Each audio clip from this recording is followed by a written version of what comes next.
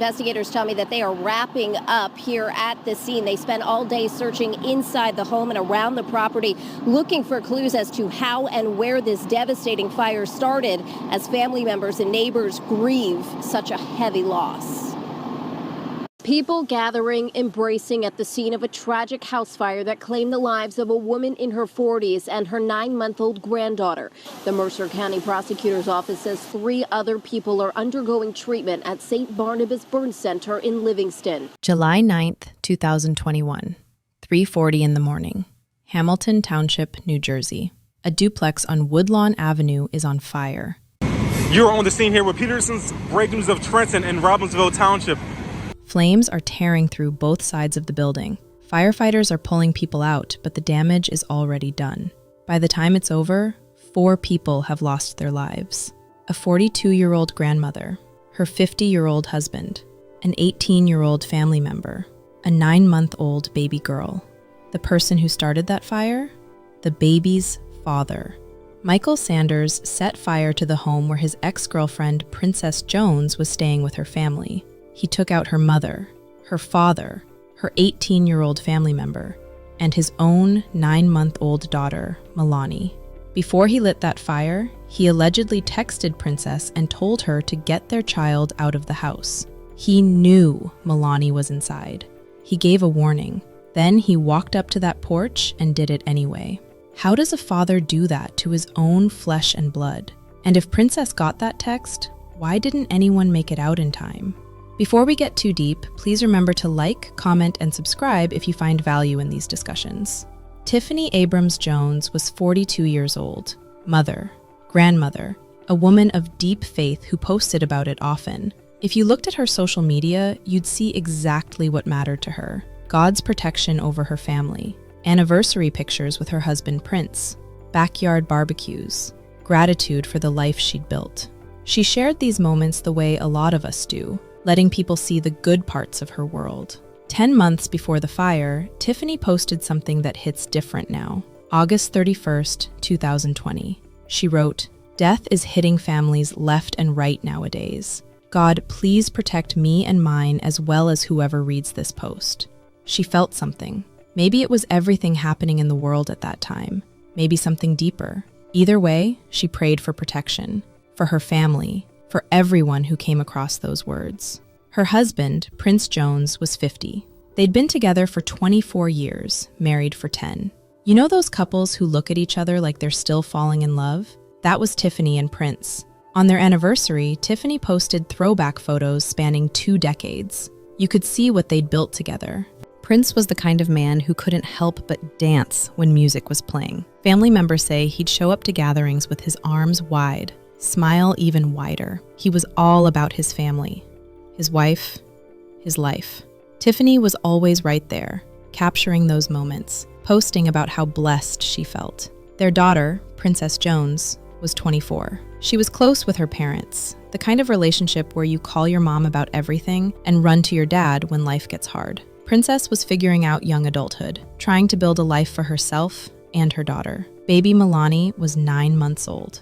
Family members described her as sweet, happy, the kind of baby whose smile made you forget how exhausting newborns can be. She was born on her great-great-uncle's birthday, which made her extra special to the family. For a while, this family had everything. Tiffany and Prince had their granddaughter. Princess had her baby. Life was moving forward. Now Michael Sanders, 23 years old. Here's what you need to know about him. He had a violent history. Before Princess, Michael was with another woman. When she ended things with him, he allegedly grabbed a gun and fired multiple shots into her car. No one was hurt, but the message was clear. Rejection made him dangerous. Princess ended up with him anyway. She may not have known about his past. He may have hidden it. By 2020, she was pregnant with his child. The family threw a baby shower. Pink balloons, pink streamers, pink everywhere. Friends and family packed the backyard. Tiffany was beaming, already thinking about her granddaughter. Prince was dancing. Of course he was. That man couldn't help himself when there was something to celebrate. Michael was there too, standing next to Princess, smiling for the camera, talking to family members. To everyone watching, he looked like a regular guy. Nobody saw the cracks. Or maybe they did,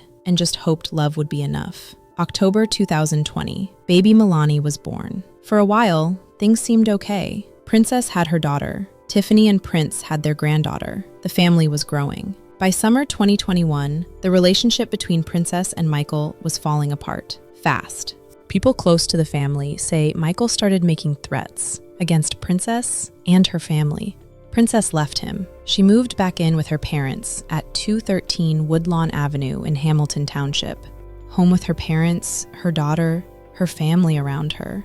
Somewhere she could heal and figure out what came next. But Michael was watching, and he was furious. None of them knew Michael had already made his decision. July 9th, 2021, just after 3 o'clock in the morning, Michael Sanders called a taxi. He wasn't going far, just from his place in Trenton to Hamilton Township, but he told the driver to let him out about a block away from 213 Woodlawn Avenue. He didn't want to be dropped off right at the house. Too obvious, too easy to trace later. When Michael stepped out of that taxi, he was dressed like someone who didn't want to be seen. Dark hoodie pulled up over his head, mask covering his face, white gloves on his hands. He'd planned every detail of this. He walked past the house first, slowly, checking it out. Surveillance cameras in the neighborhood caught him moving through the shadows at 3:15 a.m. He was looking for his approach, making sure everyone inside was asleep, that nobody would see him. The cameras saw everything. He didn't know. 10 minutes later, Michael walked into a gas station on Greenwood Avenue, still wearing the mask, still trying to stay hidden. He walked up to the counter and asked for a torch lighter, the kind used to light cigars, that burns hot and fast. He grabbed some cigars too, trying to make it look casual, just a guy buying smoking supplies at 3:30 in the morning. The cashier rang him up. Michael paid. Then he slipped up. He pulled down his mask for just a second. The surveillance camera caught his face, clear enough to identify him. He walked out at 3:30 a.m. with the torch lighter and headed straight back toward Woodlawn Avenue. Cameras caught him again, walking with purpose now. No hesitation. He knew what he was about to do. Right before he got there, he pulled out his phone. He allegedly sent a text to Princess, telling her to get their child out of the house, to get Malani out. He warned her. Then he kept walking. 3:40 a.m., he reached the front porch of 213 Woodlawn Avenue. Inside, 7 people were asleep. Michael pulled out the torch lighter and flicked it on. The flame burned bright in the darkness. Then he set the porch on fire. The wood caught immediately. Flames spread across the front of the house, moving up the walls, tearing through the structure. Within minutes, the fire was inside, racing through rooms, filling everything with smoke. The old wood frame duplex couldn't withstand it. Michael didn't stay to watch. He turned and walked away toward Trenton. He pulled off the mask, gloves, and hoodie as he went, stuffed the hoodie at the bottom of a basement stairway, a few doors from his place, like that would hide the evidence. By the time the first 911 call came in, he was gone. The first call came at 3:40 a.m. Fire, people trapped, then more calls. Neighbors woke to smoke and the sound of breaking glass. They saw flames at 213 Woodlawn Avenue lighting up the street. Fire department arrived fast, but it was too late. The duplex was engulfed, both sides burning, roof collapsing, and it was raining, making everything harder. Slippery ladders, poor visibility, firefighters battling weather and fire at the same time. People were trapped inside. Firefighters broke through windows, smashed doors, crawled through dense smoke. Extreme heat, failing structure, racing against time. They pulled people out one by one, some in critical condition, some unconscious. Not everyone made it out alive. Tiffany Abrams Jones was found at the scene. The woman who prayed for God's protection 10 months earlier. The grandmother who was supposed to watch Malani grow up. She didn't survive. Family members would later say she tried to save her family. Baby Malani was found too, 9 months old. Her whole life ahead of her, and it ended that night. Prince Jones was pulled out alive, but barely. His injuries were severe. He was rushed to the hospital and fought for 2 weeks. July 23rd, Prince passed away. the man who danced at his granddaughter's baby shower, who loved his wife for 24 years. Gone. Zamir McCrae was also pulled from the fire alive, but critically injured. Doctors did everything they could. Zamir held on for weeks, but eventually became the fourth person to lose his life. He was 18 years old, his whole future ahead of him, all of it taken. Princess survived.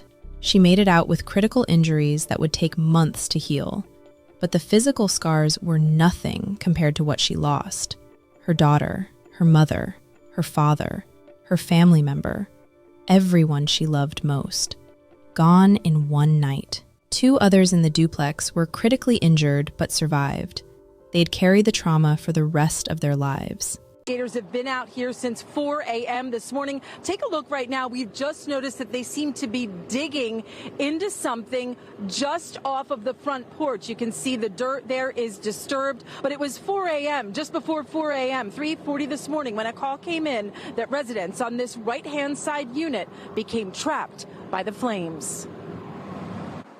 There is shock and devastation on Woodlawn Avenue after an overnight fire that killed a grandmother and her 9-month-old baby girl. Investigators tell us there was a partial roof collapse and the fire quickly spread to an adjacent unit. One of the tenants called me and told me your building is gone. Joe Shama owns the left-hand side of the duplex home. On the right is where 2 grandparents, along with their daughter and 2 grandchildren, lived. The Mercer County Prosecutor's Office tells NBC 10 those 3 survivors in that family are all in critical condition at St. Barnabas Medical Center's burn unit. Shama got emotional. I couldn't believe it. When he learned that baby girl did not survive. Yeah, it's horrible. I saw when the flames were blazing. He says all 5 of his renters in 2 units upstairs and down managed to get out. My tenants came out. They had the smoke alarms. They came out that they, just barely made it out. They all came out. Thank God. Yeah. The Red Cross has trained volunteers that are there for families when they're out on the street in the middle of the night with nowhere to go, just watching their home burn. In all, 3 families are being helped by the Red Cross. This is investigators, including an arson team, and the county fire marshal's office are awaiting a warrant to get inside and search for the fire's cause. It's terrible. My heart goes out to the family. I mean, I've seen them every day. I didn't weren't pals, but they were regular people. I mean, if someone dies, you don't like it. It's horrible. Now, we can tell you that the Mercer County Prosecutor's Office is the lead investigating agency for this fire. Investigators out here have been nonstop, as we mentioned, since about 4 this morning. The goal right now is to find the cause and origin of the fire. Also, any crime scene detectives and the arson team, we're told, is standard operating procedure whenever there is a fire fatality. In the meantime, loved ones of that grandmother and her baby granddaughter did not wish to make any comments today. Reporting live in Hamilton Township, I'm Sydney Long, NBC 10 News. At the scene, family members were in shock, overcome with grief. One of them, Malani's great-great-uncle who shared her birthday, could barely get the words out. He told reporters, "My niece-in-law lost her life, and my great-great-niece lost her life, which who was born last year on my birthday, which was my birthday present. Now I'm only gonna have memories of her now. This is all too much for me." Firefighters stood in the rain, staring at what remained. One of them said it out loud. This was one of the most tragic nights in the history of the fire service. 4 people gone, a family destroyed, a community shattered. By sunrise, the news was everywhere. 4 people dead or dying in a house fire, a baby gone, an entire family wiped out. Hamilton Township in shock. The whole state was talking about it. Then Michael posted on social media. According to reports, he wrote, "This wasn't the plan. This wasn't supposed to end like this. Never. R.I.P. Lanny." The post revealed there had been a plan, just not this outcome. He was regretting how it went, not denying he'd done it. To investigators, it read like a confession. While Michael was online, detectives were working. Surveillance footage from multiple cameras showed everything. the taxi drop-off, Michael walking past the house, the gas station where his face was caught on camera, him returning to Woodlawn Avenue, flames reflecting in the camera lens minutes later. The hoodie was recovered from where he'd hidden it, still carrying the smell of smoke. Witnesses came forward about the threats, about Michael's escalating behavior. Princess, despite her critical injuries and trauma, told them about the text message he'd allegedly sent before starting the fire.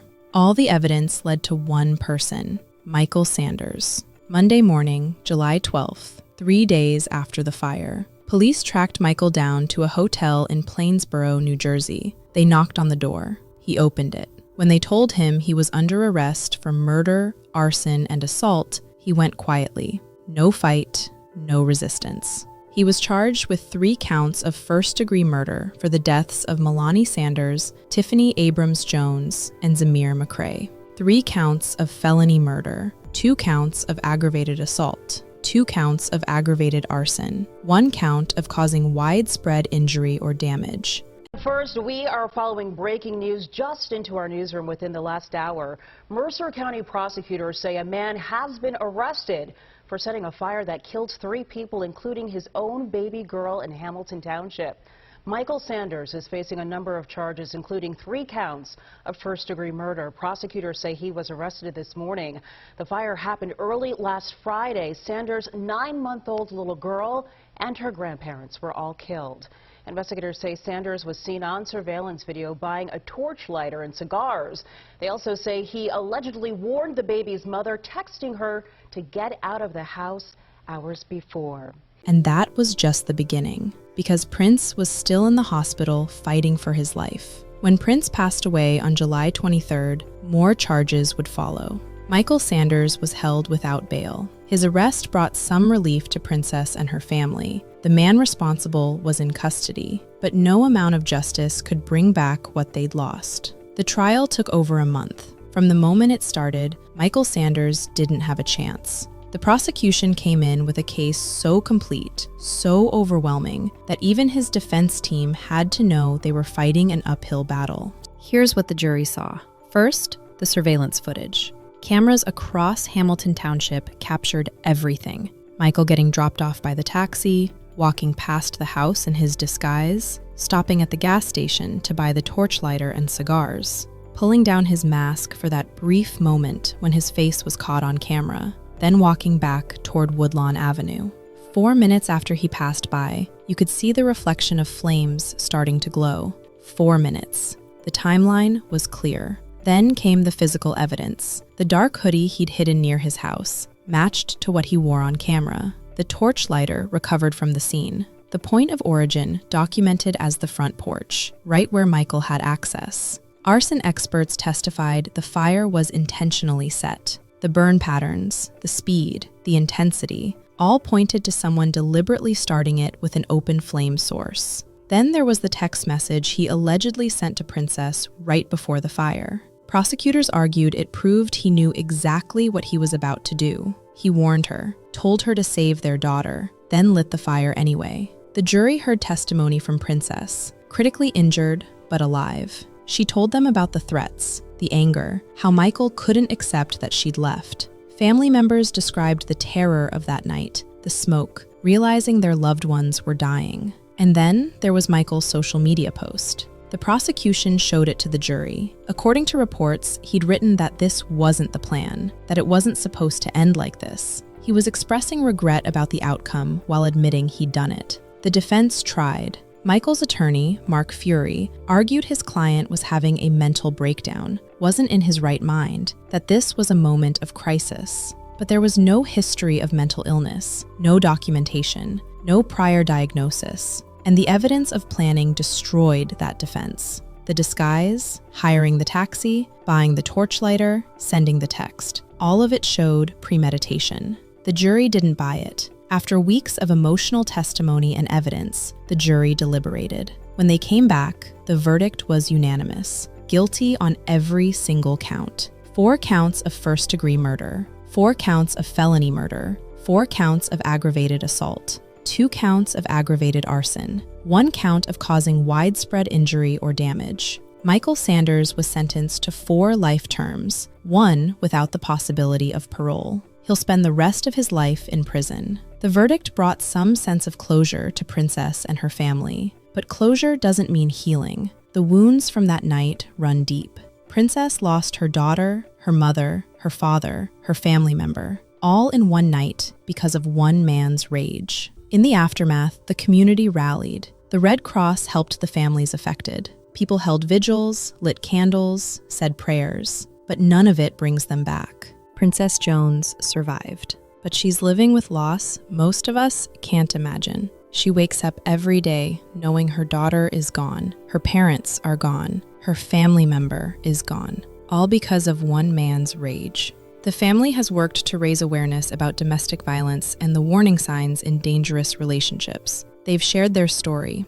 hoping someone else might see the danger coming before it's too late. Through their pain, they're trying to save lives. Michael Sanders took everything in one night. He'll spend the rest of his life in prison, but that doesn't bring them back, doesn't undo the pain, doesn't fill the emptiness in Princess's life or in the hearts of everyone who loved this family. Believe people when they show you who they are. Violence has a history, and that history matters. Threats are real. Get out, get help, get safe. If you see someone in danger, speak up. One phone call could save a life. Taking threats seriously could stop the next tragedy. To Princess family and friends, our deepest condolences. Rest in peace to Tiffany Abrams Jones, Prince Jones, Zamir McCrae, and baby Malani. I hope these stories help you recognize warning signs and encourage you to seek help or offer support before it's too late. I'll see you in the next episode of Crime of Passion. Thank you for watching.